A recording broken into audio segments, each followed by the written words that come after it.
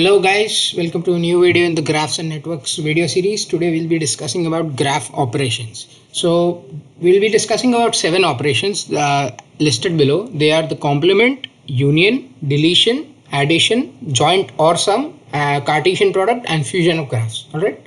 So the first operation that we do on graphs is the complement. It is denoted by G and C stands for complement, where G is your graph. So you've got a graph G, that is V comma E, and I've denoted it as PQ graph. So P vertices and Q edges, and then our G complement is V comma E complement. So as you can see, the rule in complementing is that the set of vertices remain same. As you can see here, you have got the same set of vertices. Okay, only your edge set changes. So I've denoted my G complement graph as P and Q bar, and the rule for connecting is that in G complement, connect the vertices of G that are not connected, right, to the other vertices. So let's illustrate the rule for connecting with an example. So you've got a graph G as shown here. You've got a pentagon, right? It's a C5 to be more precise. It's C5. And so in G complement, we'll do it point by point. So for point 1, we see that it is connected to points 2 and point 5. So that means in G complement, we will connect our vertex 1 to the vertices that are not connected in G. So you see that vertex 3 and vertex 4 is not connected to vertex 1 in our original graph G. So in G complement, we'll be connecting those, right? So it looks something like this. Similarly, for vertex 2, we connect that to vertex 5 and vertex 4. So it looks something like this. And for vertex 3, we connect that to vertex 1 and vertex 5. So it looks something like this. And you see that after doing these 3 connections, automatically the connections for vertex 4 and vertex 5 have already been made. So that is what you mean by, so this is C5 complement. So that's how you illustrate complements of graphs. So you connect the vertex or vertices with the other vertices that are not connected in your original graph G. So there are a few pointers about your complement graph. So I'll go through them one by one. So your QR, that is the number of edges in your complement graph, is given by this formula. So this can be derived by the fundamental theorem that we did in our starting lectures. That was that the sum of all degrees or all V belonging to your vertex set capital V is equal to twice the number of edges, right? So using this formula, we can derive this expression for Q bar, that is P into P minus 1 over 2 minus Q, right? And degree of a vertex U, any vertex in your G complement, is equal to P minus 1 minus degree of U, right? So P minus 1 corresponds to the number of vertices in your original graph minus 1 minus the degree of that particular vertex that you're talking about. And graph isomorphic to its complement is also known as a self-complementary graph. Alright. If you don't know what isomorphism means, please check out the previous video in this video series. I've explained graph isomorphism in detail there. So first check that out and you'll understand this point. Alright. So the next operation is graph union. So if you got two graphs, G1, that is V1 comma E1, and G2, that is V2 comma E2, then your G prime, that is V prime comma E prime, is the union of graphs, these two graphs G1 and G2, if your V prime is V1 union V2 and E prime is E1 union E2.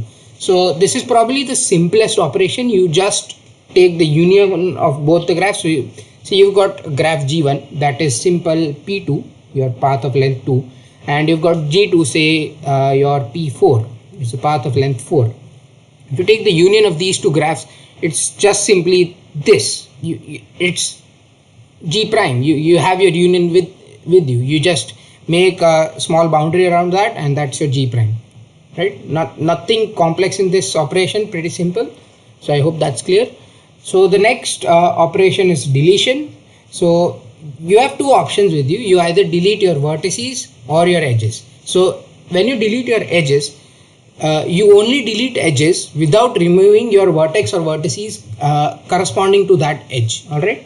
And in vertex deletion, you in addition to your vertex that you remove, all the edges incident to that particular vertex or vertices that have been removed also need to be removed, right?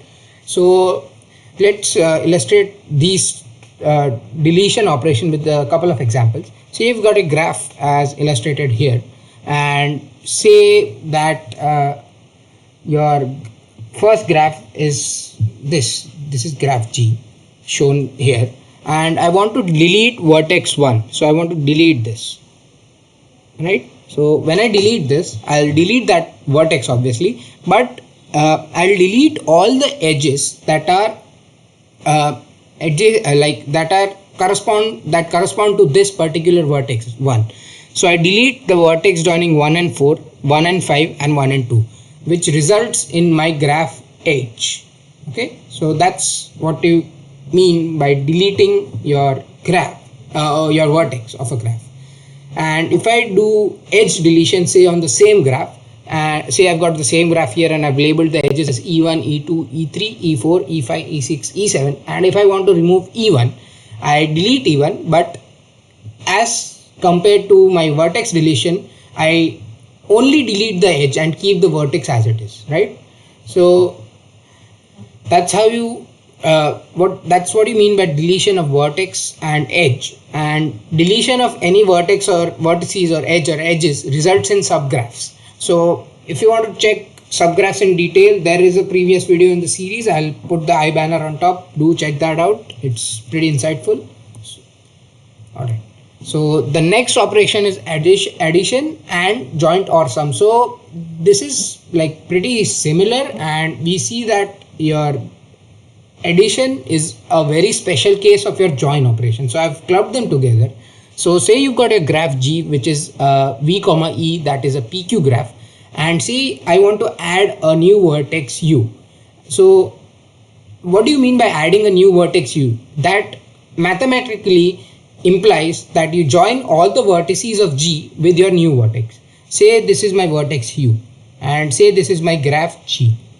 I want to add this to this graph. So this graph is C3 as of now, a cycle of length 3. If I want to add this vertex here, I'll join each and every point in my graph with my new vertex. I'll connect each and every point. So if you do that, you see you get something like this. This is your graph H. Okay.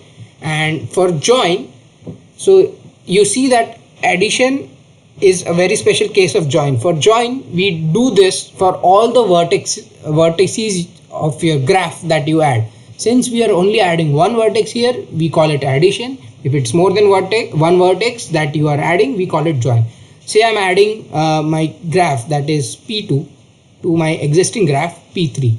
So when I add this, I join each of my vertices of P2 with every other vertex in P3. So you see that this first vertex, say labeled as U, this is U, is connected to each vertex, say X, Y, and Z. So this is connected to X, Y, and Z. Similarly, if this is V and this is V, we see that V is connected to every other vertex of my other graph P3, resulting in my new graph called H. Okay, so that's what you mean by addition and join, or sometimes people call it sum as well. Alright, so the next operation is called your Cartesian product. So you've got a two graphs G1, V1, E1, that is P1, Q1 graph, and G2, that your vertex and edge set are V2, E2, which is your P2 and Q2 graph. And the Cartesian product is denoted by your multiplicative sign. So your new graph G, that is G1 cross G2, multiplicative or cross sometimes people call it. So that is G1 cross G2, has size P1 multiplied by P2 and order P1 Q2 plus Q2 P1. So this is the number of vertices and this is the number of edges here, alright, of your new graph G that is obtained after doing your Cartesian product.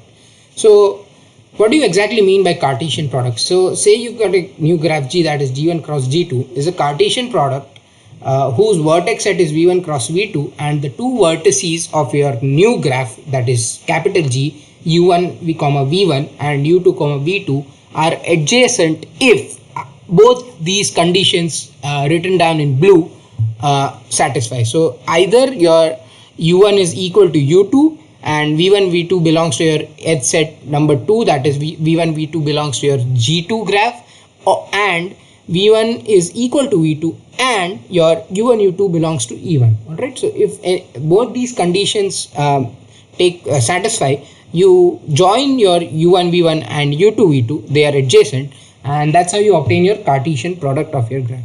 So this whole definition might be a bit complex to understand, so let's illustrate the definition with a couple of examples. Say I've got my graph g1 here and I've got my graph g2 here. So g1 is basically your c3 and g2 is p2. Okay, now I'm going to cross product, I'm going to take the Cartesian product. So neat way to visualize this is I'm going to take I'm going to make copies of my graph g1 as many times as the number of vertices I have in my other graph.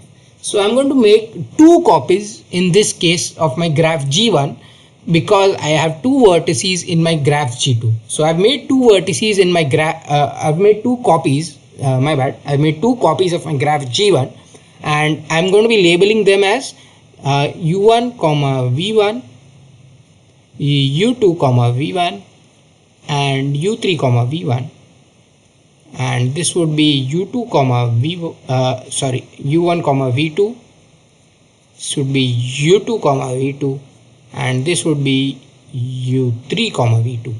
Now we use a different color for connections.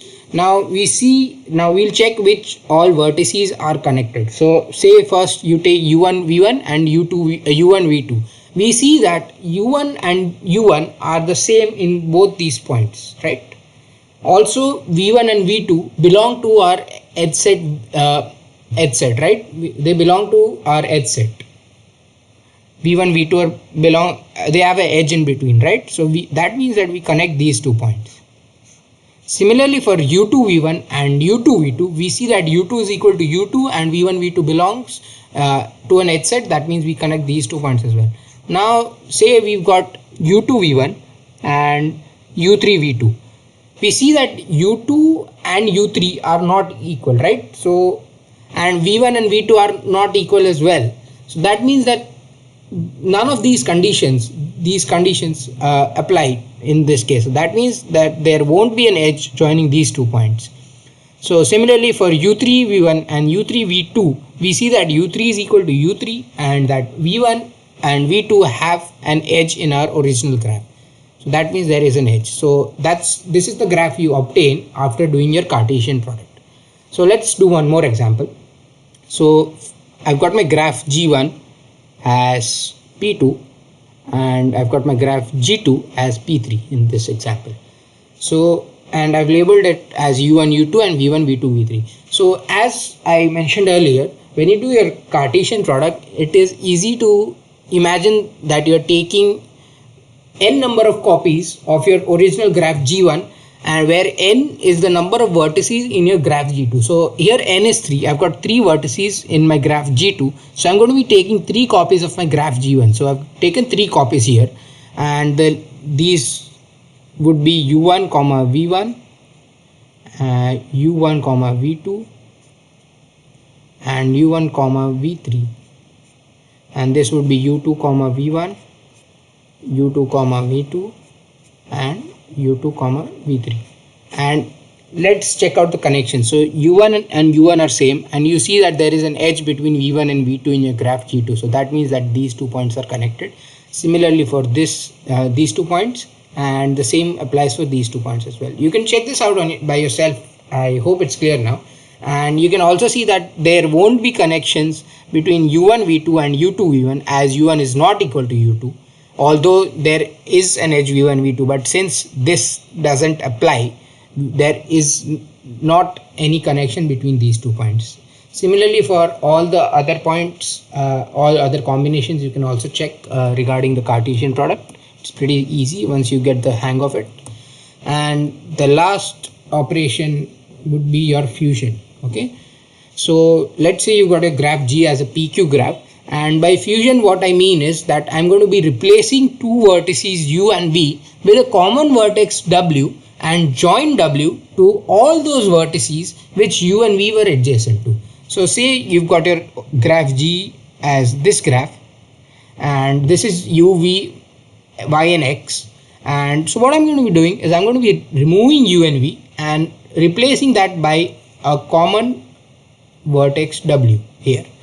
Now I'm going to be connecting W to all the vertices that were connected to U and V. So we see that U wasn't connected to any vertex, so that's fine, but V was connected to X and Y. So I'm going to be connecting W with X and Y as well. Alright, so that's what you mean by fusion of graphs. So this is also pretty simple. So I hope that's clear. So that's it for this video. To summarize, we learned about 5 or 6 operations, if you may call it. Those were complement, addition, deletion, joint, sum, fusion, Cartesian product, and yeah, those were the operations that we learned about in this video. So I hope the video was helpful to you. Make sure to check out the other videos in the graphs and networks playlist as well. They'll be really helpful to you. And make sure to like, share and subscribe if you found this video helpful. And I'll see you in the next video, guys. Bye bye.